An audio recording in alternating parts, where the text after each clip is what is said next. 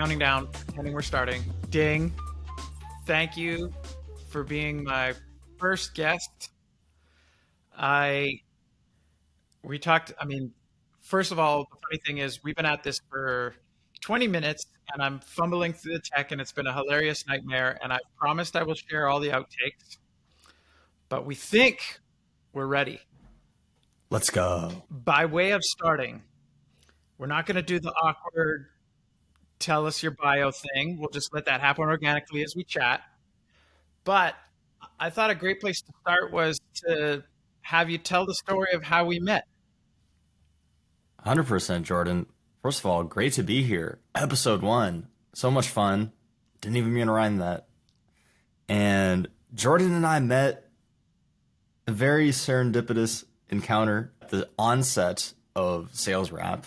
And at the time, I had posted on LinkedIn as I was transitioning from a full-time AE. I had just recently been laid off and was on LinkedIn to build my brand, get in front of hiring managers, create some organic eyeballs around my job search. And at the same time, I figured, hey, let's try and see. That process had already begun at that point. I had a couple of songs blew up on LinkedIn, and I figured, well, if this is generating some results for myself, might this be something that could be valuable for other companies? So I did a test post, didn't really think much of it. I think I made a remix of Polo G's Go Stupid, where I was advertising I think at the time it was $100 for a song, a sales rap, I called it, my take on the jingle. But the reason that I did the sales rap is I've been a musician for a long time. But also, I noticed one thing about jingles. They're typically short, right? Ba-da-ba-ba-ba. I'm loving it. Right? 5 seconds. That's really great if all you're trying to do is promote brand with it. And you're a large enough company that you have the advertising dollars to distribute this branding sonic asset. But what I like about rap as an art form that I've done for a long time is because there's words. And as a former sales rep and as a marketer, as humans, we communicate in language. So the more of your canvas is adapted to be able to use language to promote your message, the more positive business benefit that would be to the company. So I've made this LinkedIn post promoting this one time, knowing that I wanted to charge way undercharge, right, to get some type of sample size in the market. And Jordan saw the post, reached out. The rest is history. Yeah, man. On my side, I saw it and I thought, first of all, that's an amazing deal. And then I clicked through to your stuff and I was like, this guy is talented. You were offering to write it and spit it. And I thought, this is a can't miss proposition, And so, yeah, like you say, the rest is history. I hired you. I wasn't going to get you to say the price because surely your rates have gone up 5 or 10x since, or at least I hope greater than 10x. But yeah, how serendipitous. And we've been like supporting each other on LinkedIn ever since. And that's a good segue to talk about why you're guest number 1. Not just because of the 20 minutes of tech support that you gave me before we hit record, but because I can piggyback on your LinkedIn reach, man. You're a superstar. Appreciate that. Yeah, LinkedIn is and well earned. Appreciate that, man. And likewise, I'm a big fan of Jordan's content on the LinkedIn's and the TikTok. Go ahead, go follow Jordan on TikTok. It's a good time. Yeah, it's great. My daughter was telling me yesterday how embarrassed she is that her friends keep finding me. 12-year-olds. That's awesome. You're definitely not embarrassing. It's just weird that my friends keep asking me if my dad's on TikTok. All right. You and talking about your LinkedIn reach and your LinkedIn success, the continuation of the story is the fact that like the sales rapper is an idea that caught fire and that's your gig now. You're doing it. And you've become something of an expert in terms of self promotion and LinkedIn engagement. So I want to dig into that and go like totally inside baseball. But you launched the very first ever reaction show, B2B reaction show on LinkedIn. And I want to talk about that. I mean, there's like a meta. You might be doing a reaction to this, talking about you. Exactly. You're talking. It's Jordan. What I love about reaction videos, it's essentially recursive, infinite content. And my favorite example of this was when Anthony Fantano did a album review of KSI, this huge YouTuber's album that he dropped. And KSI ended up doing a reaction video of Fantano's review of his video. And then Fantano did a reaction video to the reaction video from KSI reacting to his review. And it just kept going on. And I found that really entertaining. And what clicked for me was I watched maybe an hour and a half of that content, front and back, 100% retention rate drop off. You listen to the YouTubers, Mr. Beast, Logan Paul, all these folks. What do they talk about? Watch time, retention rate.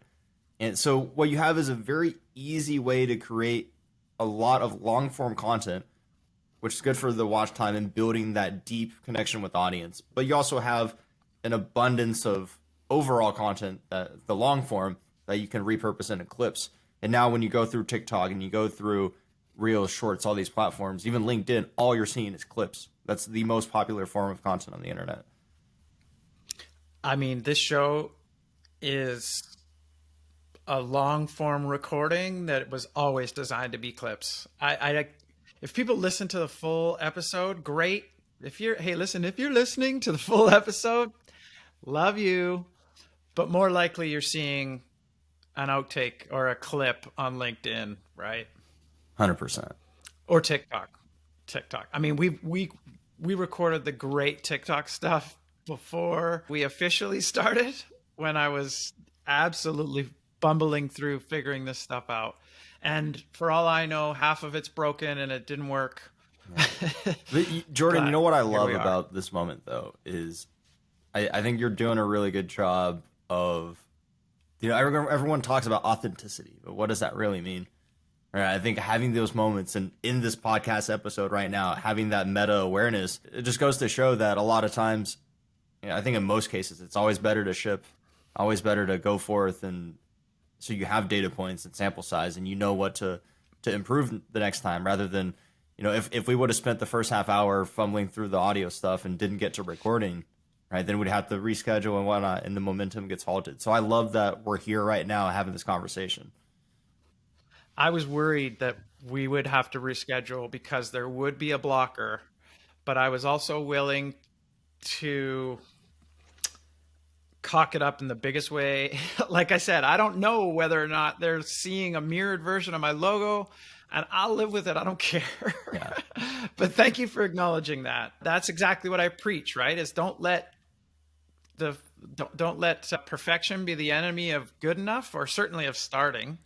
My first 50, have I done 50 TikTok videos? Like, they're terrible. They're objectively bad. But I had to start somewhere, right? Yeah.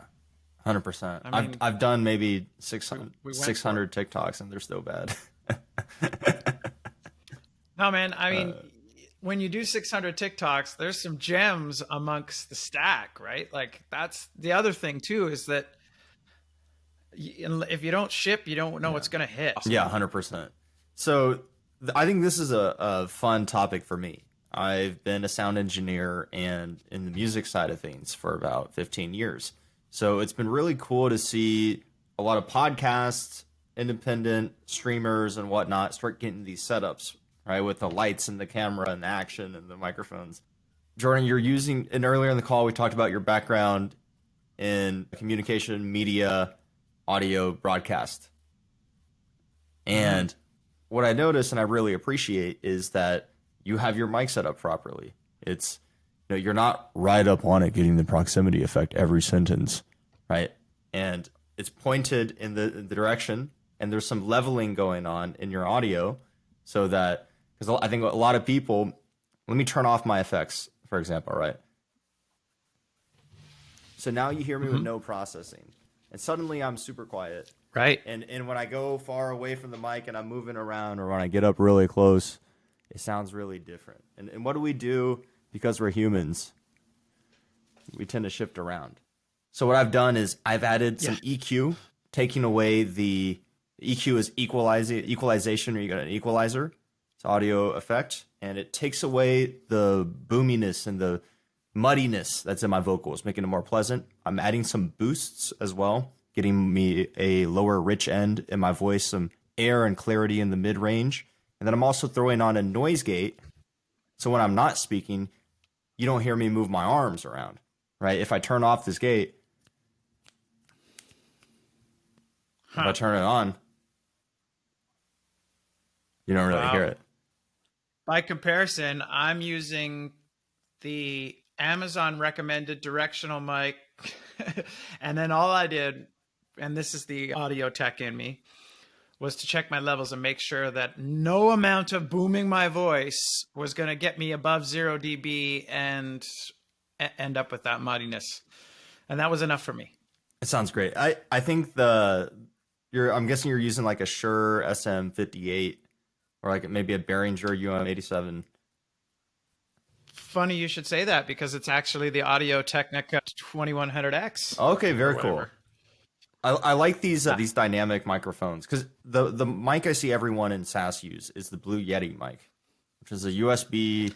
I sold a Blue Yeti last week because this one was in the mail, an upgrade. I Funny that I say upgrade because it costs less, but it reviewed better and it's newer tech and people rave about it. I agree with you 100%. And in the same thing with this mic I'm using, the Electro Voice RE20. These are both dynamic microphones, and the Blue Yeti mic and a lot of the streaming mics that are on the market are what's called condenser microphones.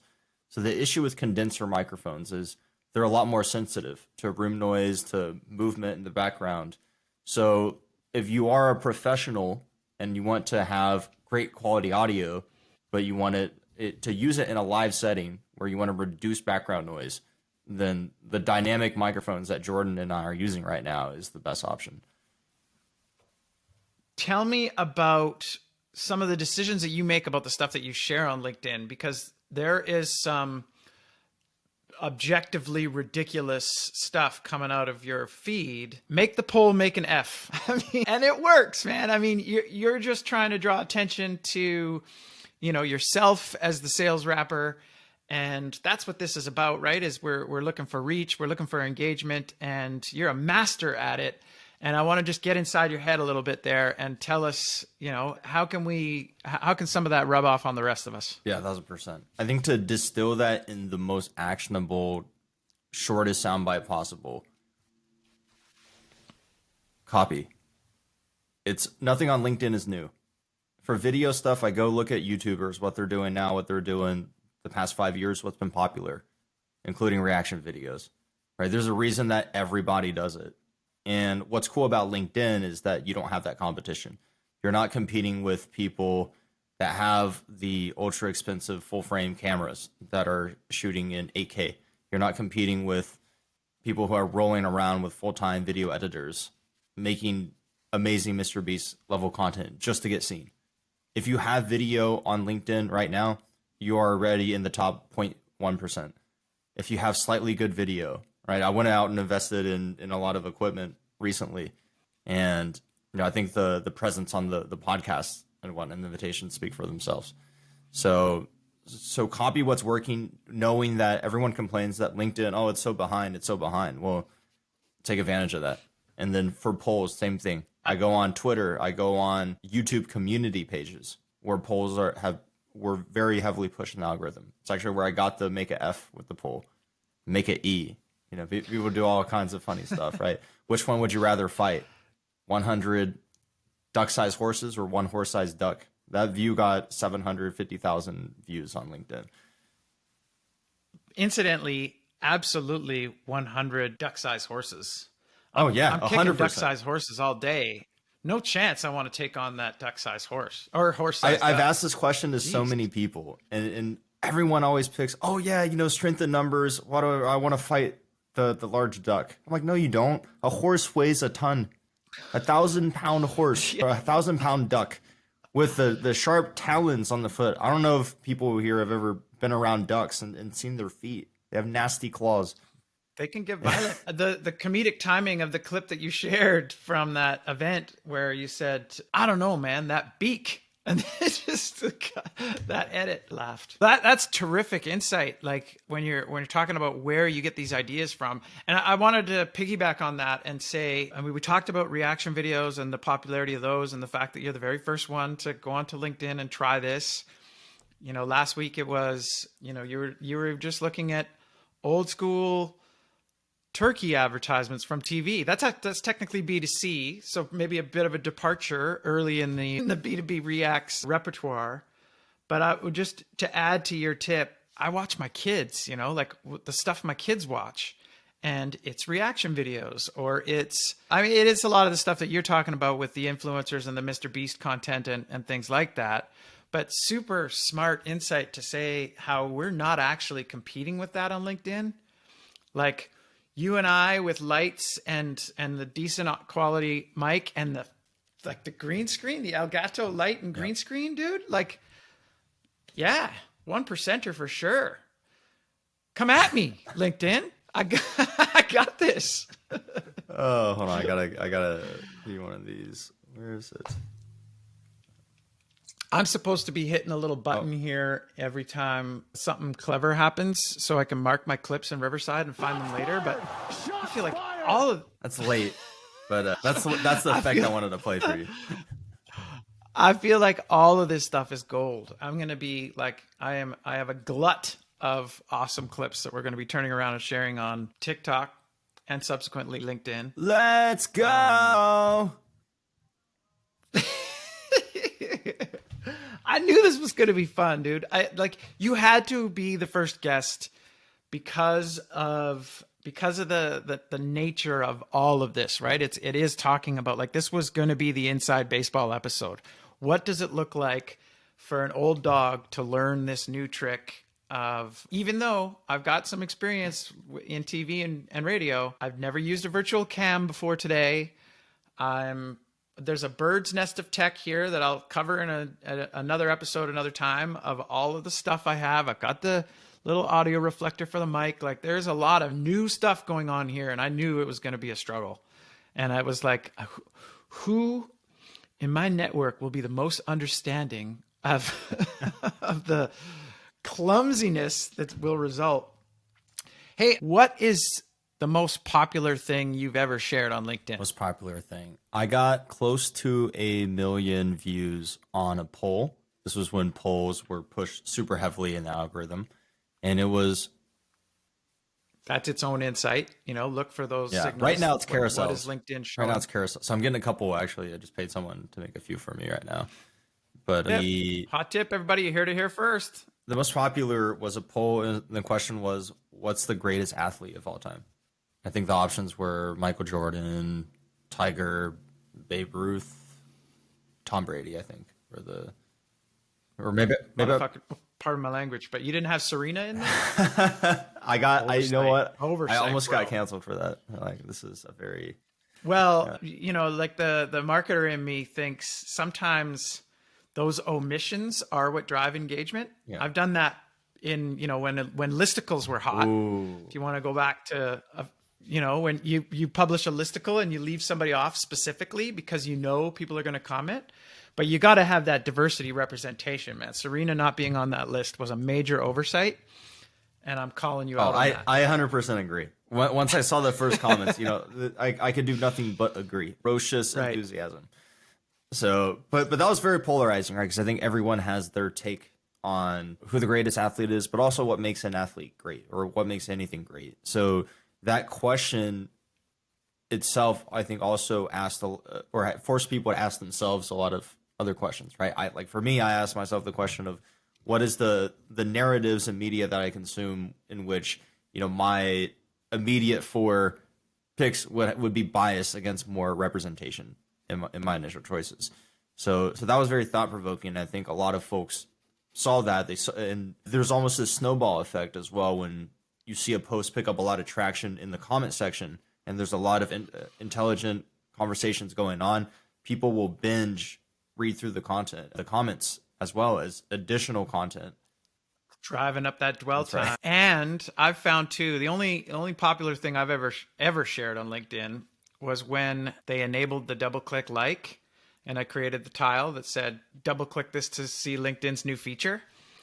And eventually it caught fire because engagement was deadly simple. Double click and you gave me your like.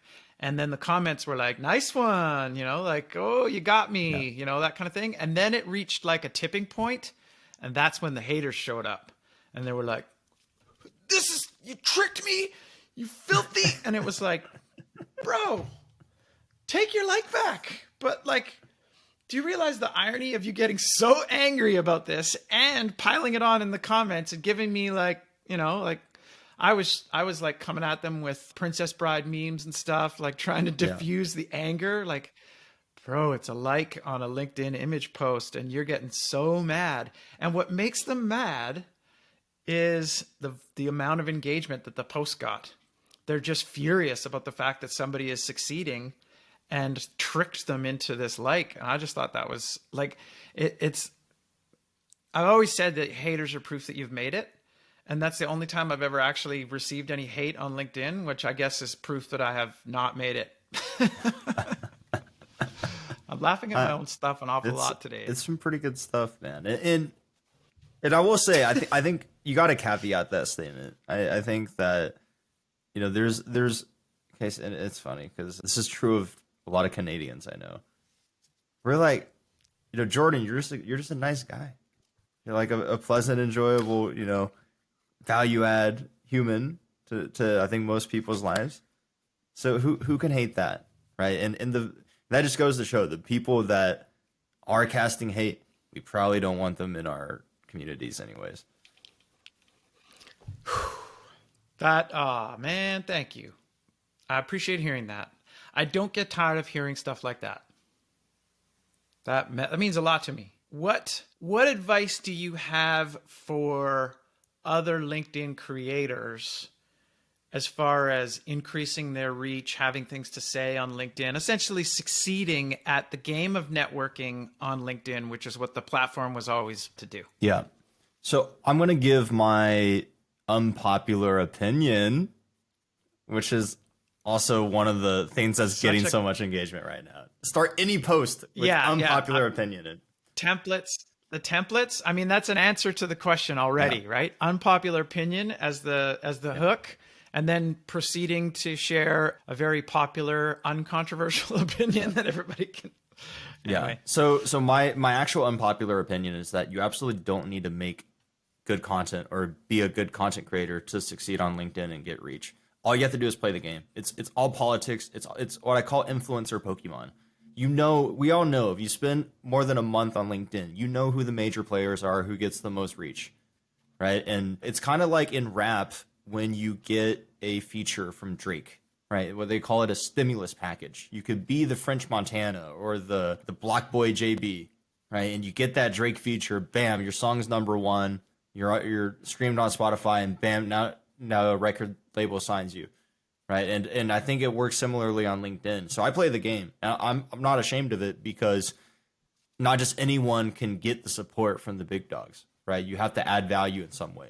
So I focus on sometimes I make content for free for some of these people. And of course, they're going to want to share that. Right. Like I think even the first B2B reaction video, watching Corporate Bro videos, that's a pure value add for Ross. Right. Because we're taking his old content, resurfacing it, and repositioning it in a refreshed way.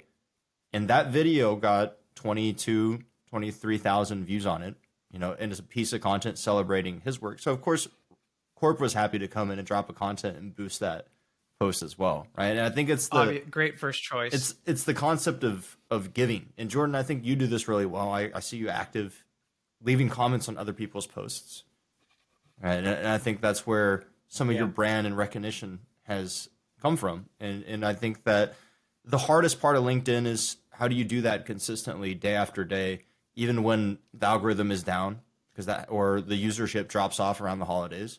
That's happening right now, but it's it's almost like a muscle. You know, you go to the gym and you work out a lot, you get some gains, but if you don't stay in the gym and maintain, you're gonna get skinny again. We could talk about the gym stuff all day too. I've seen some of your comments actually on other people's posts to really get meta here about exactly that, and I was like, we need to talk about that. But I feel like that's another show. Yeah, it's not out of the ordinary for me to get more engagement on a comment that I left on somebody else's stuff than the post that I shared that day, which I think is a bit of a reflection of where the algorithm has filed me in the influencer stack or lack thereof, right? It's not, I'm not enjoying those massive multipliers. I do want to dig into this a little deeper though, because of my own problem, which is I try to post every single weekday. I try to engage with other people's stuff as much as I can, but I have that, sort of busy business owner problem of I don't always have the time. Like it's 9:30 a.m. and I haven't posted my own thing yet, and I've got client work burning, gotta get to it. But I typically get 20% engagement on anything that I share. And so sometimes it rattles my cage a little bit to be thinking like, why am I only getting 350 impressions if I'm getting 20% engagement? Why can't I have 20% engagement on 3,000 impressions or 30,000 impressions, right? Like, why isn't that 20% or above driving more views?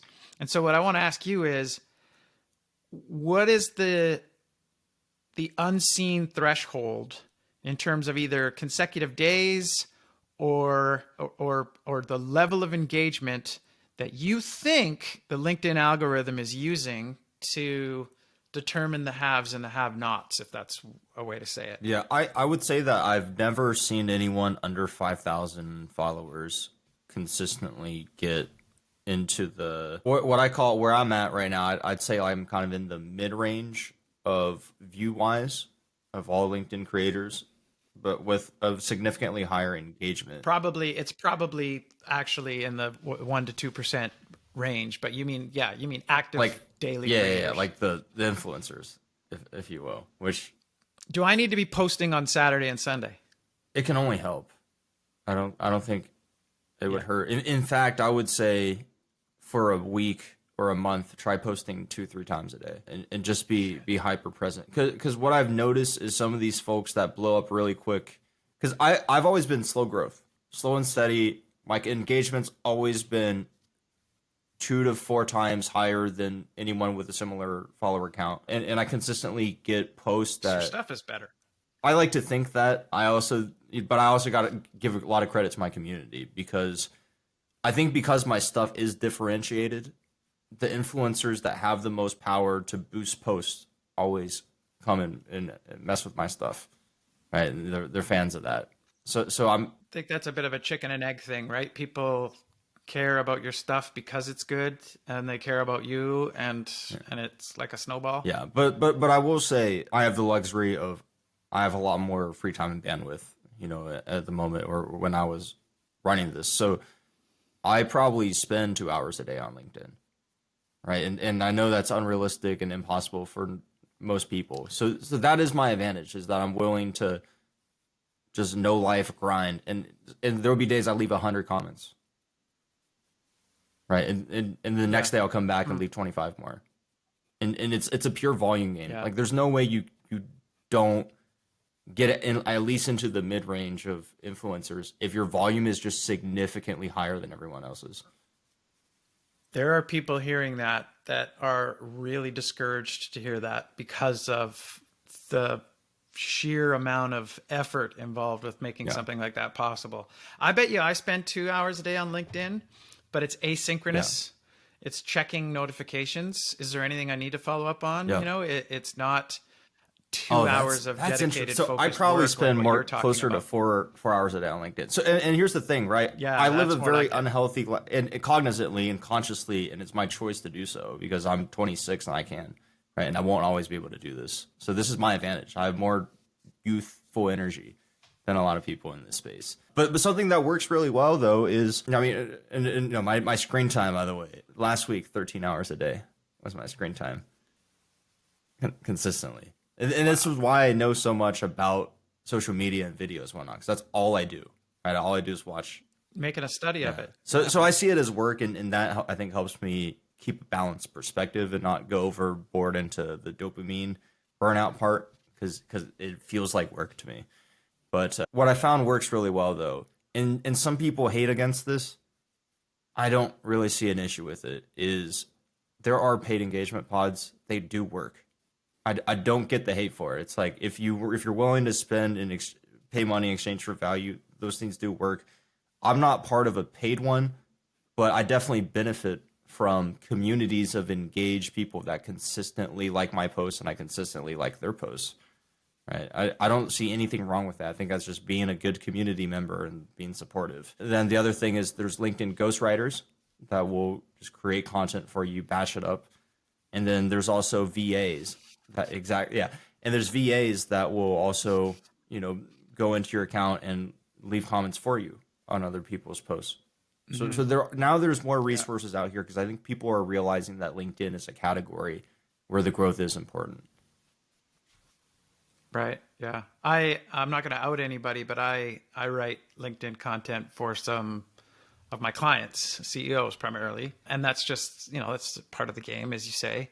The pod thing, that could be a whole entirely separate episode, because that's a controversial topic. Yeah. And I have been part of them in the past, and I have done my share and participated and asked for support as well. But I'm presently not doing that. And I don't know what my current comfort level is with doing that. But it's interesting to hear somebody who achieves much greater reach than I do tell me that maybe I ought to. Yeah, I think there's a difference, right? There's a fundamental difference between I am paying, there is a contractual transactional relationship here where I give X party money and in return they give me comments and likes, versus I give a community of people comments and likes, and in return they give me comments and likes. Right? I think the second one is a lot more organic. So there's no guarantee, right? You give without the expectation of receiving, but you know that at enough volume, and it's like sales, you make enough cold calls, you book enough meetings, you have enough demos, you close enough deals. I think it works the same way with just being a giver in the community. And that's what... That is something I noticed in pods, is people still have to be interested enough in what you've put in front of them. Looking at it from my own perspective as a commenter, like I don't see anything that I can really add here, so I'm not going to. Whereas if I see it, I can. Yeah. I mean, there's people that I'll just see their names in their feed. The post could not resonate with me at all. I could have nothing insightful to add. I'm gonna hit them with a like and a comment. Doesn't matter. You know, and it's those people, because they've supported my content with no expectation of any return for months and years. Now I just see a name out there. I see Darren McKee make a post. You know, it might not have anything to do with me, but I'm gonna go support him. My brother texted me today. I posted something on LinkedIn, and he clicked through, and he's like, "You mentioned the branding, but I don't see the branding. It's plain text." And I was like, "What are you talking about? You saw my LinkedIn post and you didn't like and comment, dude. You like come through with that." And he's like, "Oh, okay." That's the worst. And then no, I know, you lurker. What is it, like Evan Patterson had a post the other day, like when you're social selling, and then you hit someone up, "Hey, I saw your video on the podcast. You talked about this, that, and that," and you don't leave a like and a comment on the post. You gotta, yeah. For everybody who is watching this, your likes and comments are like currency to us on LinkedIn. It could mean that more people in your network see our stuff, and it helps our reach and engagement and so on. So the problem that I'm talking about of, like, I wrote something that I think is good and it only got 350 impressions on LinkedIn. And yet it got 15 comments or, 30 likes or whatever. And I'm wondering, like, it got 30 likes. Why not more reach? And sometimes the answer to that question is the 270 of you that saw it and didn't like it. Oh, man. Hey, we've been at this a while, and I feel like we got some gold. But what we haven't talked about is I'm talking to the sales rapper. I've got him here on a podcast, and we've yet to actually talk about life as the sales rapper. We talked about, all the time you spend engaging on LinkedIn, and that how effectively, in terms of the self-promotion piece, that is your job, right? Is getting attention for this thing that you do. Tell me about sales raps and how you earn your living being the sales rapper. I mean, I know there are other people who do rap on LinkedIn, but like, this is your brand. This is you, man. Yeah, 100%. It's an interesting. It's been a wild ride with sales rap. I'm actually making a bit of a pivot heading into Q1. I'll break that down a little bit right after I explain sales rap right now. So earlier in the call, and by the way, Jordan, we can cut this a little bit out. I'm not on any time crunch. I can go as long as possible and have a great time right now. So don't feel Cool. any obligation like, hey, we need to cut this. I think the content is awesome right now. Thank you. And Thank you. Yeah, I'm feeling it.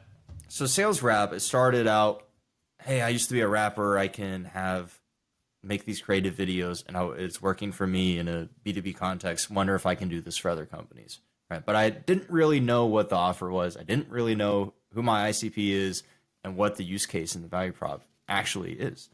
So what was awesome about working with Jordan early on, it gave me a glimpse into what potential ways that I can actually sell this thing. And so it evolved quickly. It went from making just music, and I quickly realized, if I just gave people songs, they're not going to be able to distribute that in any workable way. So it quickly became, okay, let's work on the video as well for you, so you get some assets. And then it quickly became, well, you want to do the branding and have this artistic value, and we're a premium product, but how do you hedge that, right? So it can't just be one post, one video. So now we're going into content strategy. How do we take your process, make a thought narrative piece around it, create clips and a bunch of other content, blog, etc., around making the song? So recently for a client, we did a whole documentary around the creation of a song, right? And so they got a ton of residual value out of the campaign. It ended up, instead of one song drop, it's over a 6-month period. We're telling the entire story and driving eyeballs back constantly. So that's where I've Content marketing 101, folks. I feel like I should be sharing that tip. Take one thing and turn it into 10 posts. That's brilliant. 100%. I learned that from you, frankly. So Hey, so I think it's warms my heart to beautiful hear that. that it was, it's kind of come full circle like this. And then the other thing that started happening was, as a sales rep, actually, I used to go to trade shows. So I have a lot of event and conference experience.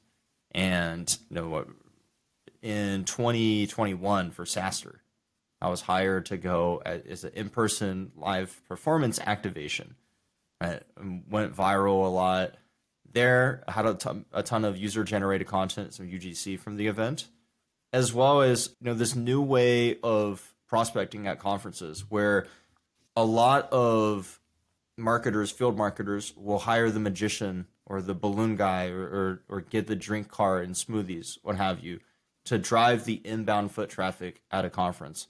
But what you're ignoring, we're not able to do with that, is you can't meet people where they are, right? So only people that come up to you will have that conversation with your SDR, your sales reps. But there's something you can be a little more proactive with that and actually leverage your marketing activation to go outbound, right? So what we did is, at SaaSter, RF Big Show, a bunch of these trade shows, I would go with my client and their sales rep, whatever, and go up to booths and freestyle for them. Hey, the instead of, we're from X company, we help you with this, that, and that. Does that resonate? Like, no, we don't care. We're trying to because everyone at a booth at a trade show, they're like looking out in the aisle, like, can we sell someone? They're not trying to get sold to at their booth, right? That's why no one does it. But you go up, hey, we hired a rapper for the show. We want to make a video for you right now in this moment, only about you. We don't want to sell you anything. We've never gotten turned away from that, right? Hey, oh, by the way, tell your content marketer, come over and film this to put on your LinkedIn today. Full rights. They love it. Meanwhile, I'm wearing my client's t-shirt, getting the brand blast out on 15 videos on LinkedIn one day. And then they have all these assets that they're filming. And let's say that's a productive conversation. Now the sales rep has an additional resource to leverage in their outreach. So instead of, hey, we had this conversation, I wanted to check in and follow up from the conference. Oh, our marketing team produced this video for you. Remember that rap? Here it is with subtitles ready for your team to post. By the way, is that still relevant? SaaS brands, are you hearing this? The next time you're thinking about printing a tchotchke like a mouse pad or some crap to give away at a conference, think about the longevity of that content. Like we talked about podcasts and how this is all inside baseball, and this podcast it's not just going to feed clips, but it's also a Trojan horse that it will allow me to like talk to people I want to talk to in a context other than a sales call.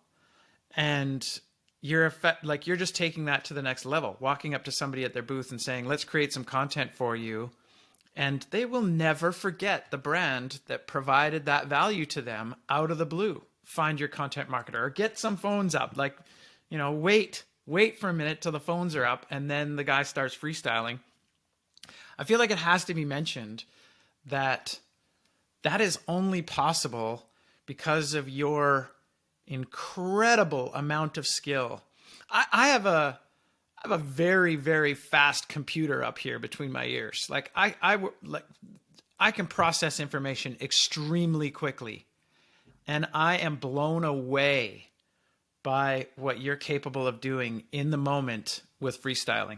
I don't know. I know there's a certain amount of like pre-production prep, like you have a few ideas maybe, but you're seeing things and you're rhyming them in the moment. And I cannot wrap my tiny brain, and I just said that I don't have a tiny brain, but like to comprehend what you're capable of doing, it's really mind-blowing. And anybody that's taking that for granted, I mean, wow, dude, like explain to us the process of how you do that. How do you like, you're pulling people's names and brands and the things that you're seeing in the moment and adding them to lyrics that rhyme. Yeah. And it blows me away. 100%. So there's three parts that I think make me a great freestyler. One is practice, sheer amount of time spent, the muscle memory, the synaptic connections in my brain that associate rhyming words, right? You give me lean marketing for SaaS, FAS, HAS, avocado, and you have a lot of words that off the top of your mind, rhyme with any other given word. And that's something that's very Gladwell, 10,000 hours practice to achieve mastery, right? I've probably been rapping for closer to 20,000 hours at that point. So the technical foundation has to be there. The second, 2 and 3, which I think are more important, I both learned from sales, was number 2 is tailoring the presentation to your audience, right? No one cares in a freestyle setting how technically proficient you are. Rapidy, rap. No one cares, right? Lyrical, miracle, spiritual, if it's not about them.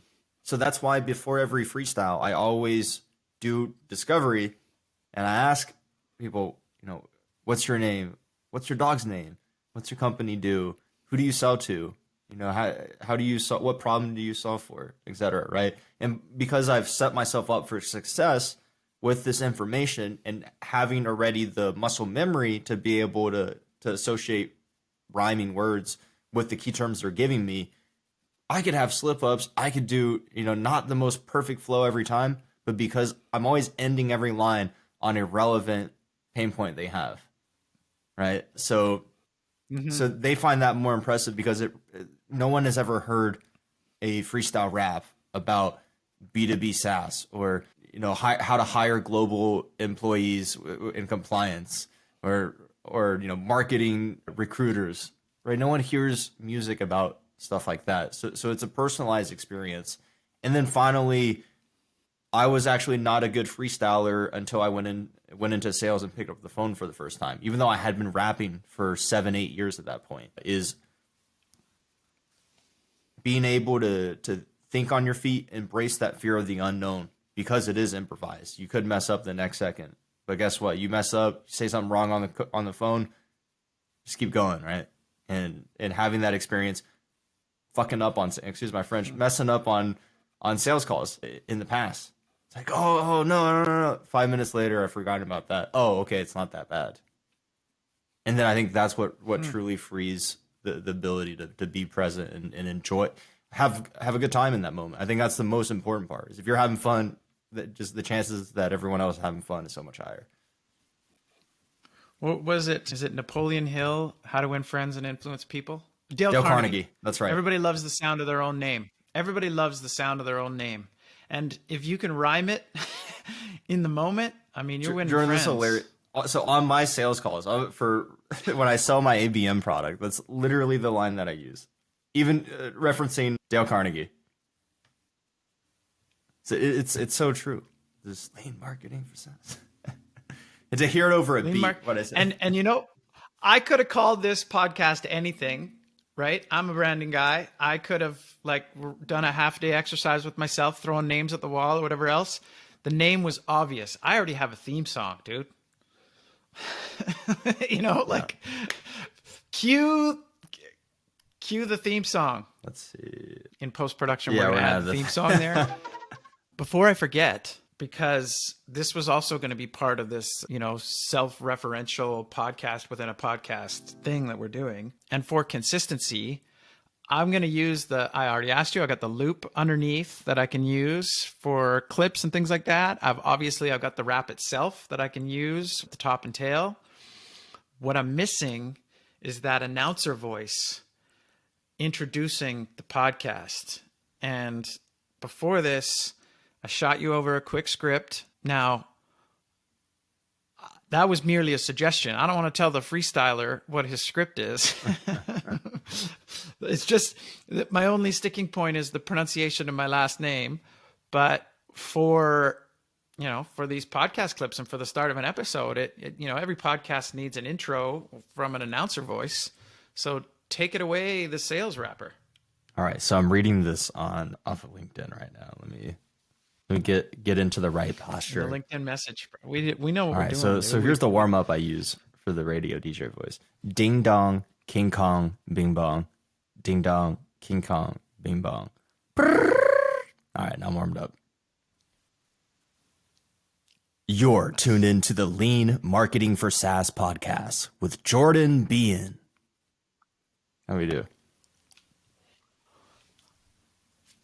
Perfect. Nice, clean. Love it. But because you're in audio production and so am I, we got to do 3 takes. We do 2 for safety. And so would you prefer you are or your? You're tuned into. I think you are. I'm not picky about that. I think you because it's like sure. a quote. Okay. Yeah. That's why we have multiple takes. You are tuned in to the Lean Marketing for SaaS podcast with Jordan Bean. There we go. You get my boxing. Okay, one. maybe now one with a little less enthusiasm, just more relaxed. A little less movie voice and a little more sales rapper. You're tuned into the Lean Marketing for SaaS podcast with Jordan Bean. Terrific. All right, we got There we it. go. It's in the can. And then cue the theme music. Bum, bum, I mean, bum, bum, bum, bum. even my kids like the song. That's like, it's such a jam. I walk around sometimes singing my sales rap to myself because it's that good. And shout out to Janine Avellino who did the lyrics video, because your offer was to write and record a sales rap, and I had to get a lyrics video made. So I reached out to Janine, and she did a great job with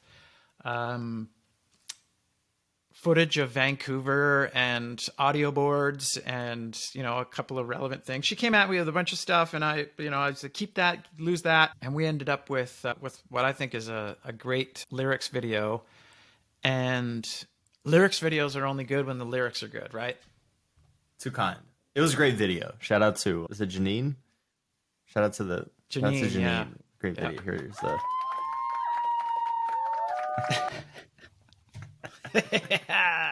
there you go. Tag Janine on LinkedIn. Boop. Okay, so every podcast typically starts with give me your bio, your background, all that jazz. And then they typically end with where can we find your stuff? So here's your opportunity to plug everything you got going on. Like if you're a guest on the late night talk show, there's always a movie that you want to plug. There's always a book that people want to buy. So where can we find the sales rapper, and how do we engage with you? 100%. My name's the Sales Rapper. You can find me at salesrap.com. SaaS.io. I'm most active on LinkedIn, but also on Instagram, TikTok, and YouTube, and Twitter. Shout out to Elon, which might offend some people right now, but we're on Twitter. And what I am excited to work on right now is I'm launching something called Event Shark in January. And as the sales rapper, I've gone around to a lot of these events and conferences and worked with a ton of field marketers. And every single time I hear, oh, we have this event, we're tapped out. The finance team wants to divest away from large scale conferences, run more micro events, and the content team wants more videos and photos from our events.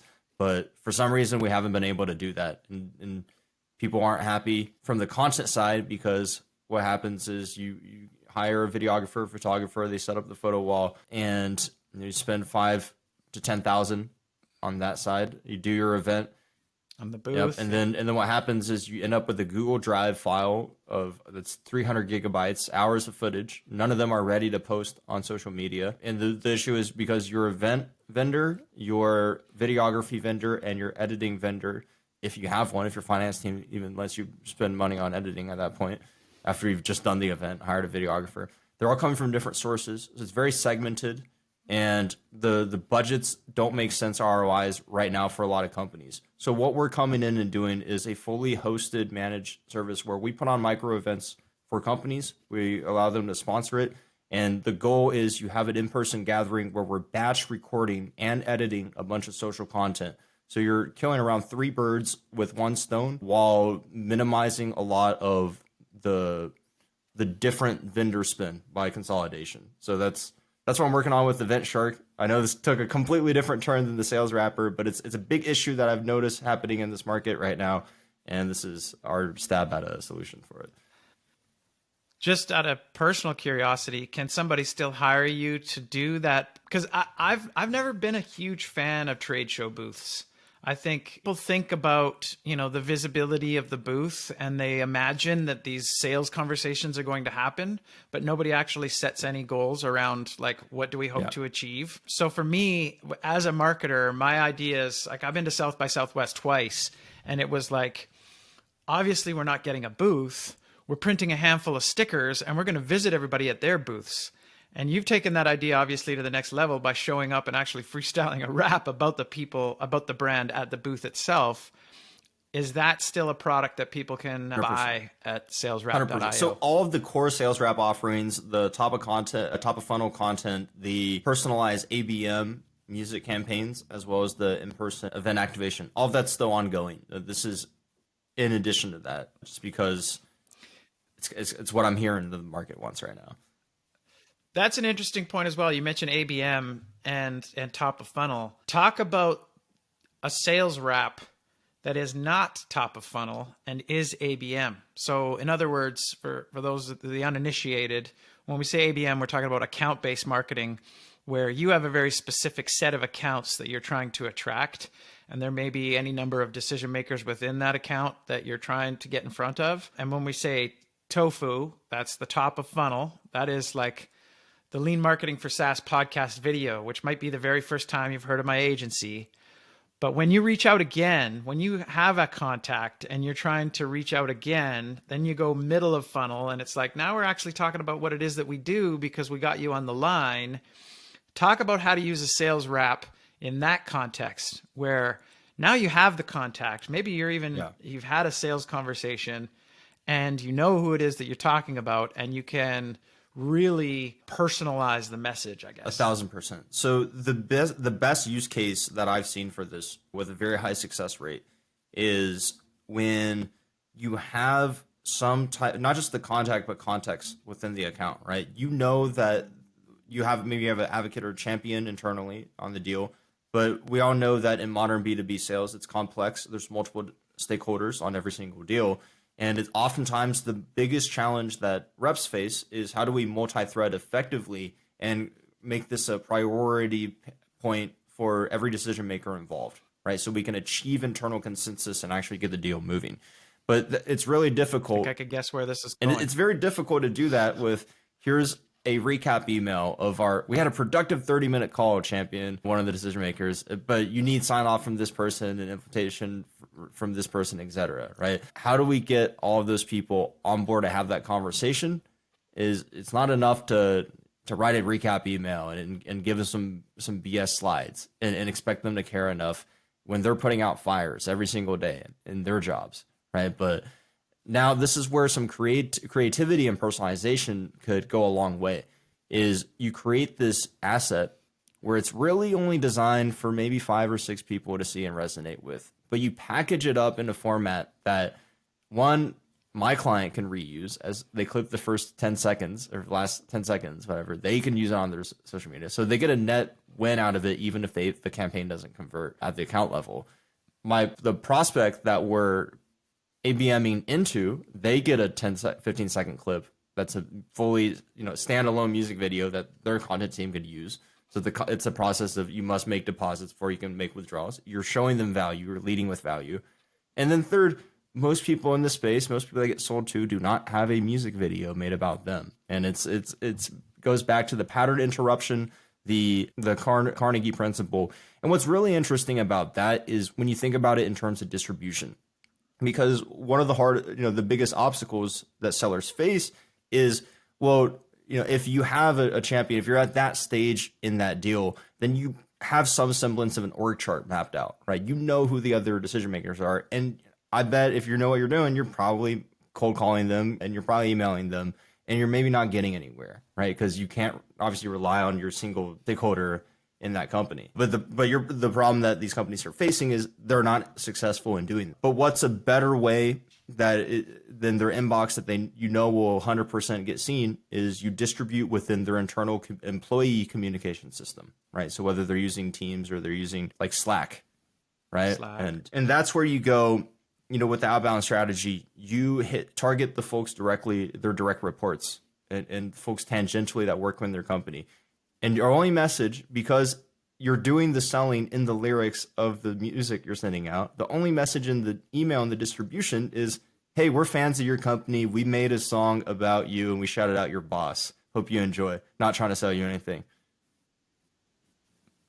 Or like no response required, like, right? And you take away all of the ask and they're like, okay, let me just click this, see what happens. And then they see it. That video's going in the general tab. It's blowing up for sure, so everybody can see it. We've had multiple instances of 200-300 views on one video. That's still that solves the cold call piece. But for a second there, I thought you were talking about as well, almost like Salesforce notes as a sales rep. Yeah, that's the other part. Let's recap the call we had. Yeah, it's like you're able to take here's what we talked about, and in the rhyme is like, we know that it's the CFO and the CTO that still need to see this and sign off. and we even have hey, here's the CFO. Here's why you would care about this. Here's the operations use case. Here's the CS benefit. And then because you have that context into the account already, you're able to deliver that tailored, personalized benefit, through the creative medium. Channel marketers, listen up. Are you getting this? Get through. And it doesn't have to just be you're using the gatekeepers. Yeah, sorry, go ahead. Well, just if you're trying to get past a gatekeeper, or like you say, if you're trying to re-engage somebody after the initial demo, there's just a million applications for why a sales rep would be a more successful means of follow-up than simply, the recap email and like you say, a couple of shitty slides. It's brilliant. You want to bump your engagement. You actually want to re-engage that client that dropped off. And, it's, what are we we're pretty well staring down the end of Q4 here. You want to light some fires. Let Ding spit some fire.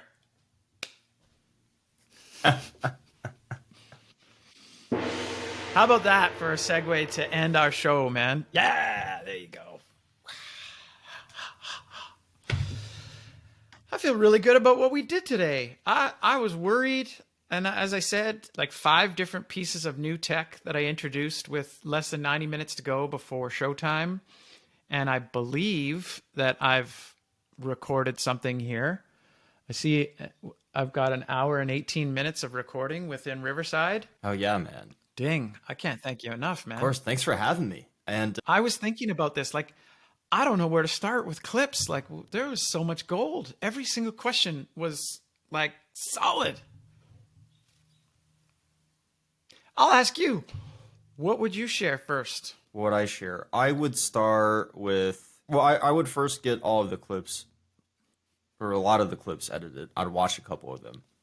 And Yep.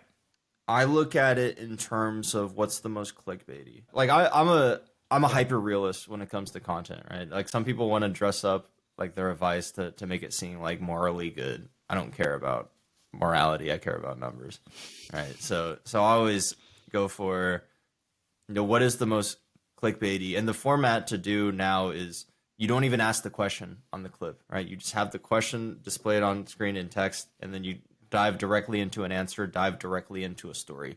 So I would go unique insights, outlandish. I don't know if is the right word, controversial, or I always try to give my answers in a way where it is a little controversial, right? I tend to take hard stances on things and say things I know people would disagree with because it drives my engagement up. So I think that, or a story like an example with clear specific details are typically what I look for, or jokes like funny You stuff. know what? I'm gonna end up probably sharing this clip as the first clip that I share.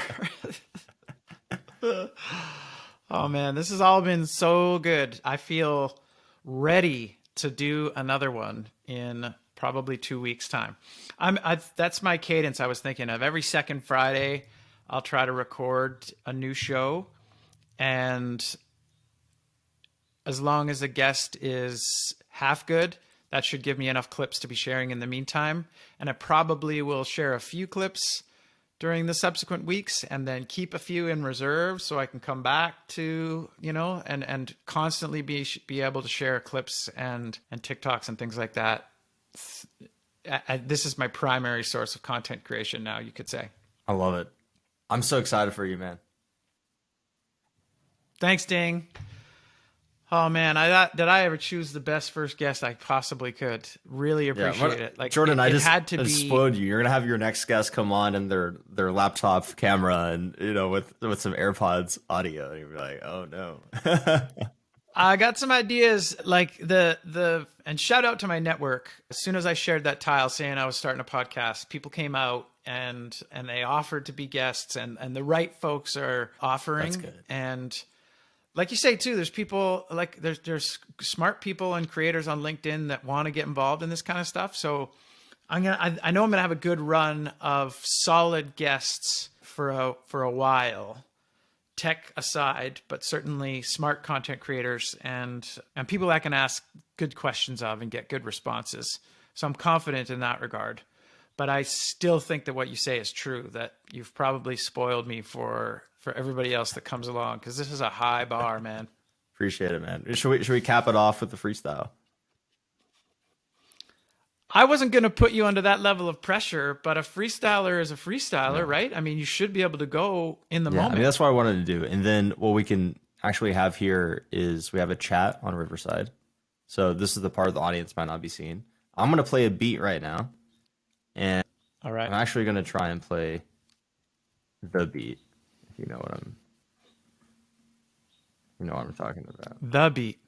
I know what you're The talking beat. So I'm about. gonna try and play the beat, Uh, and then what we'll do is, Jordan, I want you to put in some words in the chat. Maybe make it about the podcast and some what the hell? topics. No. Oh my God. I was just going to say, like, hey, for anybody who's watching this, this is totally off the cuff. Like, we didn't prepare for this. He's actually telling me that I can type some words into the chat and that they'll be added to this. Now, first I got to figure out where the chat is in Riverside, and then type some words, and you're going to, oh, there it is. There we go. And you're going to freestyle what I add to the chat. Okay, hang on a second. Let's go with some obvious stuff here first. Here, hang on.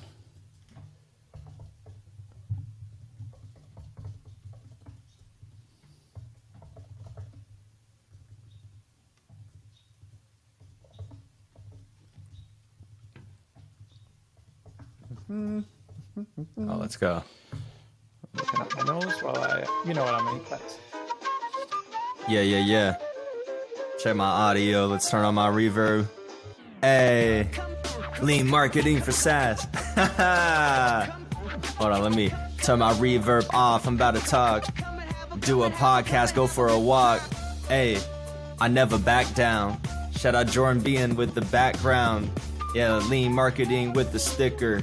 Hey, you know me, I'm not a stickler for my engagement and views. What I'm saying to you, every day we improve. Yeah, hit running, feet hit the pavement. Jordan Bean giving you all the engagement. And I know what I'm thinking. Kool-Aid drinking, cooling on LinkedIn. I ain't never blinking. Yeah, every single weekend. Check my numbers, look like a demon. Yeah, in my section get the haters. That's what, you're a content creator. And how I live my life so major. Yeah, don't hate the game, they hate the player. Hey, but it's alright, I did not care. B2B SaaS, we slinging out some software. Yeah, and what the ICP you're targeting, that's the way we do the marketing. Yeah, lean marketing for SaaS. Just did the episode, it was a blast. Hey, let's go. I cannot believe what I've just seen. And I'm going to have to like figure out a way to that's cut another this clip for you. But it was 12:31 p.m. It's 12:33 p.m. 12:31 p.m. I typed engagement, LinkedIn, content creators, and software. And that was the resulting wrap. And my mind is blown, dude. Wow. Thank you. Okay, so now we got another first clip that we have to share. Like, what the hell? I can't and I could see it coming too. Like, there's a few where I was like, "Oh man, that rhymes with content creators. Here it comes!" Shout out to the haters. I mean, and that's another thing too. Unless you actually did watch the entire episode, and this is way too long, I don't think I could possibly spin up a 90-minute episode. But you talked about the weekend, you talked about the haters, you talked about a bunch of stuff, referencing stuff that we talked about previously that isn't in the chat.